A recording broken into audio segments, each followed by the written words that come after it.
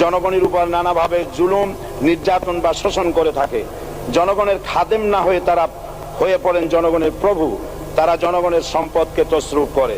এই অবস্থা থেকে মুক্ত করার জন্য রাসূল করিম সাল্লাল্লাহু আলাইহি ওয়াসাল্লাম সরকারি কর্মকর্তা ও কর্মচারীদের মধ্যে তীব্র দায়িত্ব অনুভূতি জাগ্রত করে তিনি বলেন, ঘুষ দাতা ও গৃহীতা উভয় জাহান্নামী।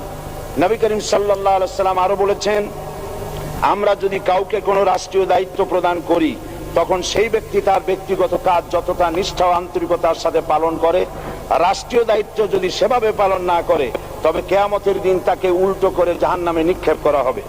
রাষ্ট্রীয় সম্পদ তসরুফের ব্যাপারে কঠোর হুঁশিয়ারি উচ্চারণ করে বিশ্বনবী মুহাম্মদ রাসূলুল্লাহ সাল্লাল্লাহু আলাইহি ওয়াসাল্লাম বলেছেন, রাষ্ট্রীয় দায়িত্ব পালনকারী কেউ যদি এক টুকরা সুতা বা তার চেয়েও ক্ষুদ্র কোনো জিনিস খেয়ানত করে, তবে কিয়ামতের দিন খেয়ানতের বোঝা মাথায় করে তাকে উঠতে হবে।